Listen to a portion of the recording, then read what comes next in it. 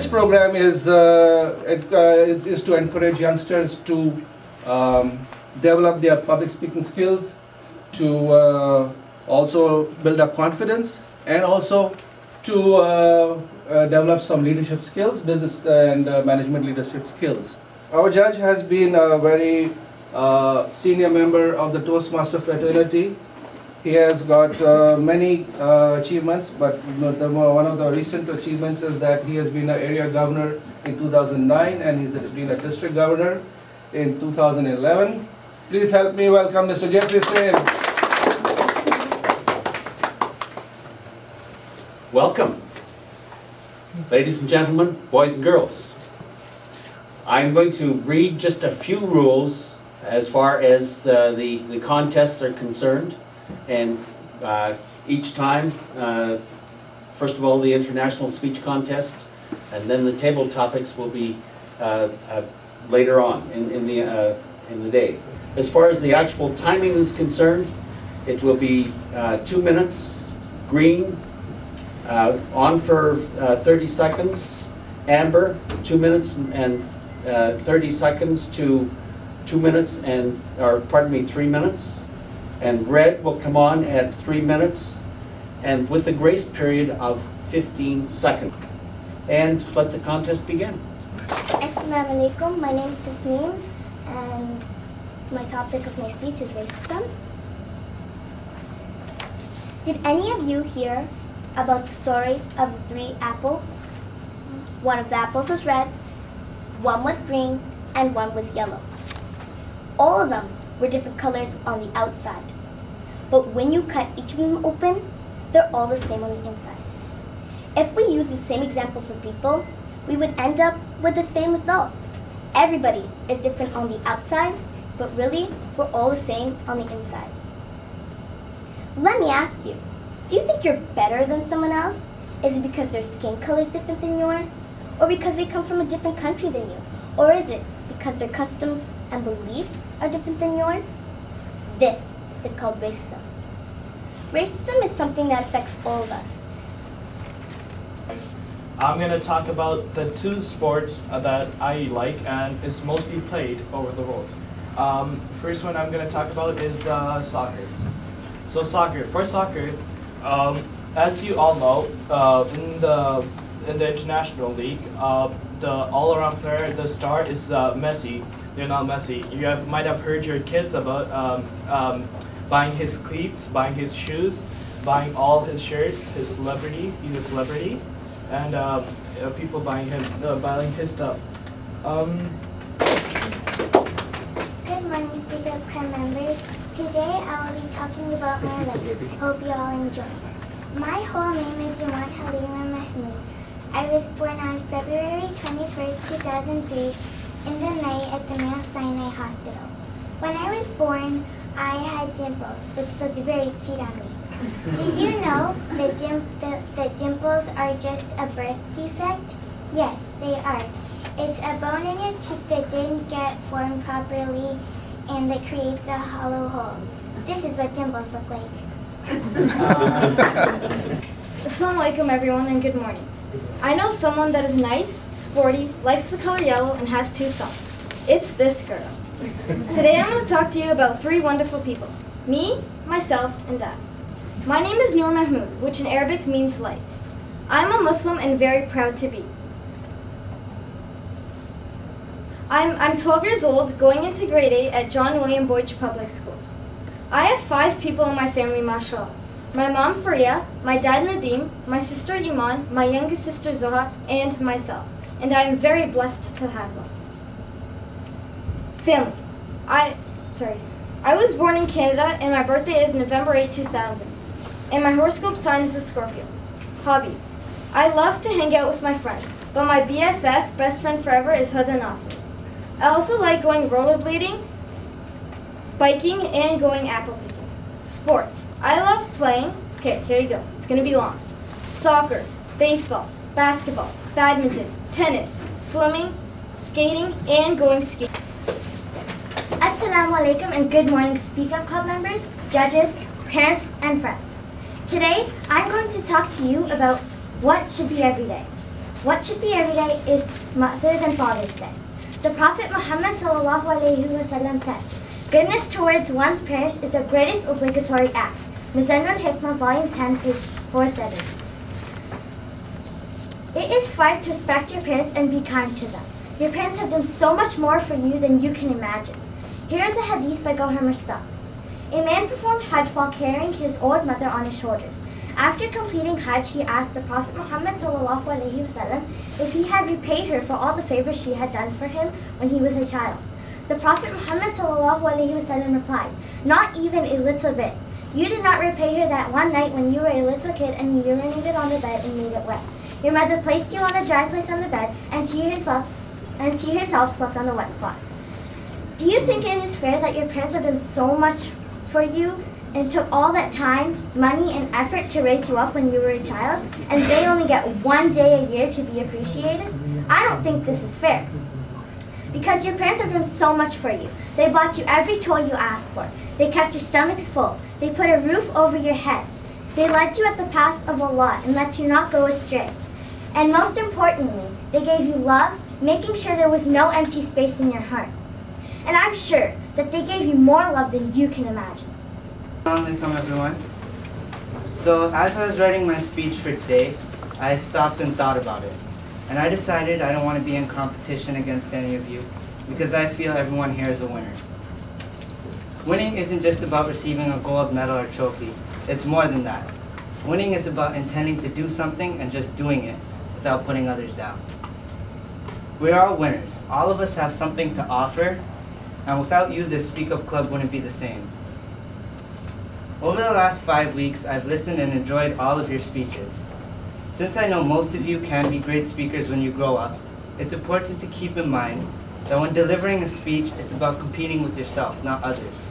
With a raise of hands, who here loves animals? With a raise of hands, who here has a pet at home?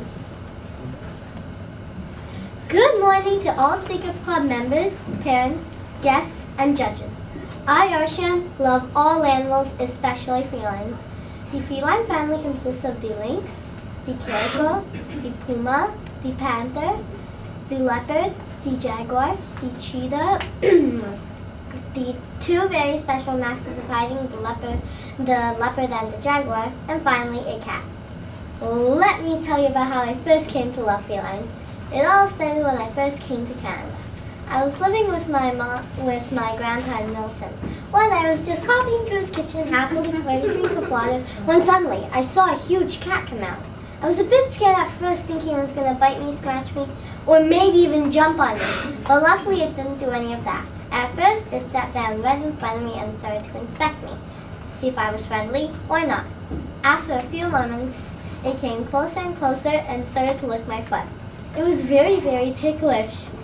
I moved out of the way thinking it wanted to pass by, and it did. Soon we became friends. I learned his likes and dislikes. Then I learned we both had something in common. We both loved ice cream! And it's true. To your mind, is it a woman wearing abaya and hijab? Is it a person who prays 5 times a day or fasts the month of Ramadan? Or is it someone who believes in Allah subhanahu wa ta'ala? Why is it that every time I turn on the news, watch a movie, or even read a newspaper, there are big bolded letters saying terrorist, and right beside it is a picture of a Muslim woman wearing veil or a man with a long beard? Why is the media spreading falsehood about a religion? This is because they do not understand what Islam is truly about. I am confident if people took the time to actually understand our religion, they would have a different opinion on us. A terrorist is not a face or particular dress code. It is based on individuals' behavior and character. According to the Webster's Dictionary, a terrorist is someone who terrorizes and frightens people. In my opinion, a terrorist is someone who commits evil acts, causes corruption on the land, kills innocent people, abuses others, and tortures others. I don't know about you, but the last time I've checked, that's not what Islam teaches us. The religion I've been learning from my parents, school, and peers is a religion that teaches us to respect others, to not kill, to not be greedy, to not steal, to not commit evil acts, and to not spread mischief on the land. We have in our midst today a Toastmaster who has been a Toastmaster for 7 years, and he has also entered in various competitions at the club level, the district level, and the division level. May I please welcome Zahid Shaikh for the demonstration. This I had given 2 or 3 years back when I was in training Toastmasters. I hope I remember that. Being happy does not mean that everything is perfect. It then means that you have decided to look beyond your imperfections. Mr. Contest Master, Speak Up Club members, fellow Toastmasters, judges, and guests, good morning to all of you. I was sitting in my veranda having my first coffee of the morning, whilst in perfect consultation with my dear wife, till the time I accidentally happened to mention the word happy, and abruptly out shot the question which I feared the most. Define happiness, said the wife. I just like to feel good, you know. I just want to be happy. Not satisfied by my answer, my never ever convinced heart triggered the second question. Honey, when was the last time you felt really happy? Let me see, it was in 2000. Confusion. Commonly, if I ask around, how would you like to feel today? 9 times out of 10, the answer would be, we would like to feel happy. Though people would like to feel happiness, most have no idea what it would take to make them happy. Have you ever heard of people who, no matter what they have achieved in business, how much money they have multiplied on a regular basis, what property they have amassed, they never seem to have found happiness? Then there are those who have nothing, absolutely nothing by society's standards, but are as happy as can be. The reason is quite simple. Happiness does not come from acquisition of things, buying of property, or to the extent going on vacation. That can never make you happy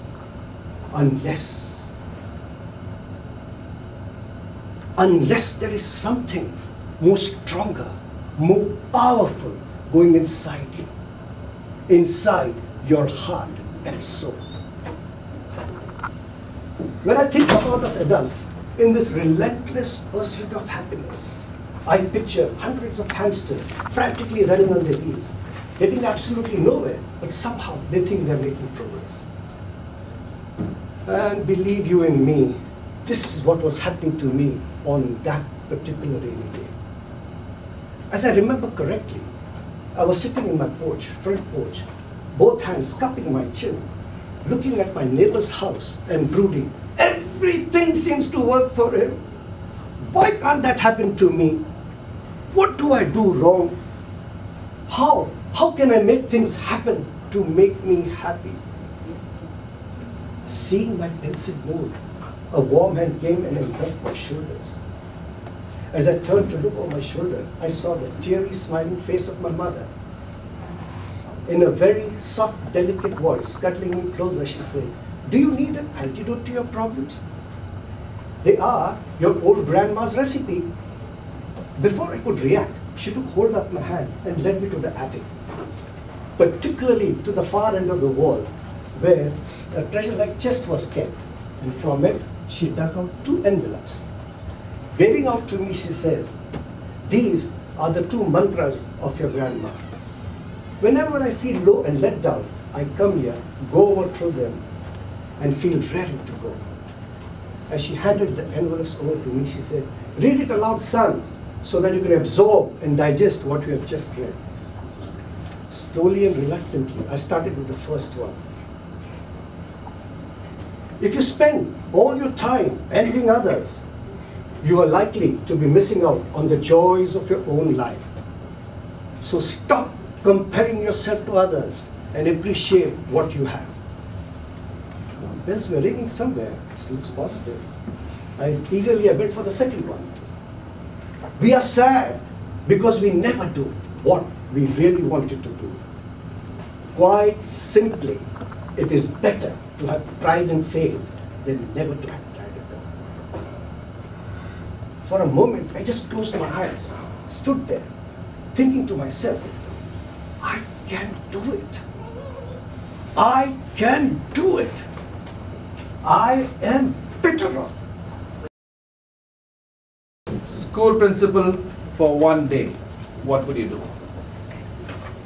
Assalamu alaikum and good morning, judges, parents, and Speak Up members. That is actually a very good question. I was kind of thinking of that when I was at school.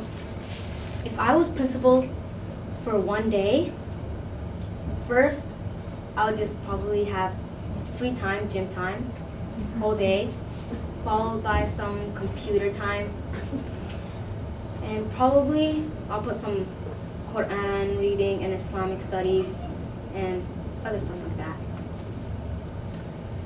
I would also make all the teachers do our homework.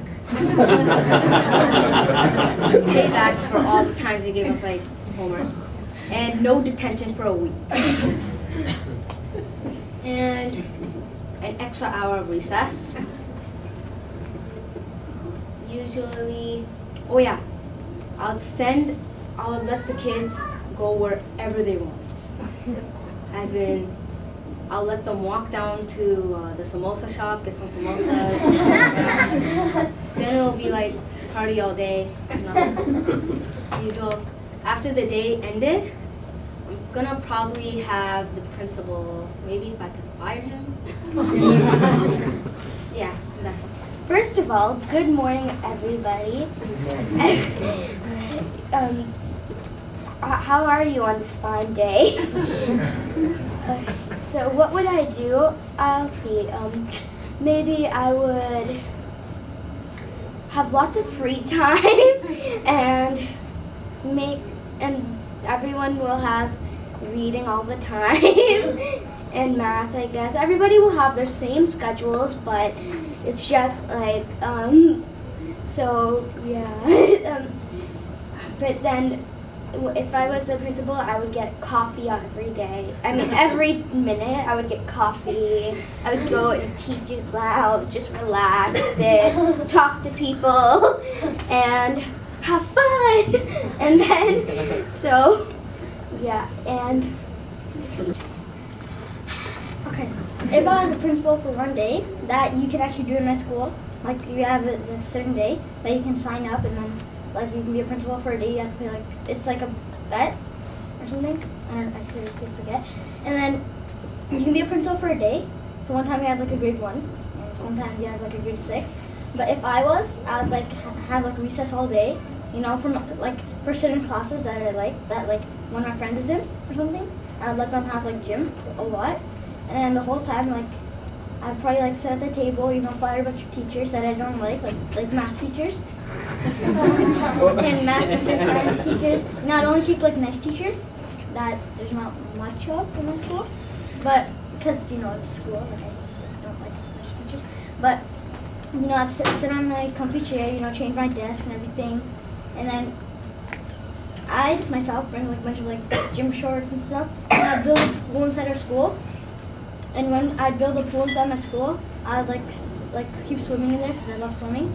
And I'd make our like nets like a lot better, you know, and like make like our flooring better, even though it's already pretty sick, like I don't mind it. And then like I'd make it a lot better so everyone can have fun. And then I'd give it like let all the kindergartens go out with the grade like 8, because Assalamu alaikum. If I was made school principal for one day, I would give them, I'll extend the recess and tell the teachers to make the homework less harder, and give them like off earlier. Assalamu alaikum, everyone. If I was a principal one day, I would and let the kids out, and it was recess all day. Then if they didn't listen to me, then I would make them study all day, like 2 tests each class, and then I would play basketball with them too, then play sports with them, and I would do my paperwork. Then if I didn't get anything, I would just throw it in the garbage because I don't want any stress. And I would have fun because of my teachers. I'd give them more work. Because when I was a kid, they gave me work. So I would pay them back. That's a very interesting question, because if I were principal for a day, I would probably change all the furniture in the principal's room first, and get big comfy sofas and stuff, and make it feel homey for the students who get in trouble. And I would announce that all days recess and stuff. It's only one day, so I'd announce that the whole day would be recess for all the kids, all ages. I would bring in popcorn, which is my favorite. Popcorn, ice cream, candy, all that stuff. And If I was president for one day in my school, I would, there's a lot of bullies in my school, so I would give them detention and punish them because they bully a lot. And then, so there won't be any bullies in my school. People won't be crying and come to the office. The contestants who have come here are all winners. The results are different thing. It is their lucky day who are the 3, 1st, 2nd, 3rd, their lucky day. But all of you who had come here on stage, they are definitely winners, because to stand in front of an audience and present your viewpoints is a credit to yourself. Thank you so much for joining us at this early Sunday morning day, which is almost afternoon time now. And thank you for coming. It's been one of our most exciting programs to date at the Understanding Islamic Academy Center. So I'm really happy for everything that has been taking place so far. So my name is Miriam Dobson. I'm the program manager of the educational programs at this center, which is called Understanding Islam Academy.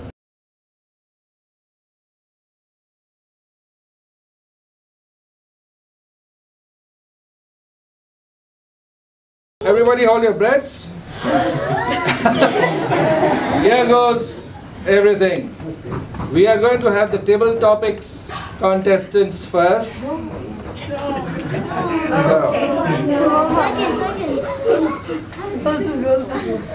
Winner of the 3rd place, Hamza Qasim.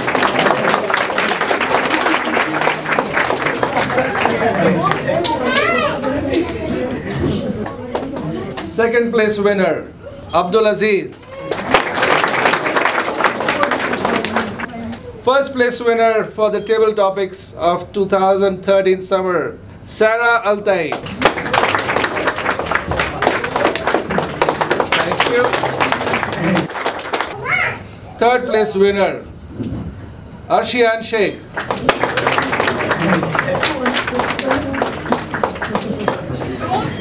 2nd place winner, Tasneem Al-Taib. The last award for the day. 1st place winner, Tibian Al-Taib.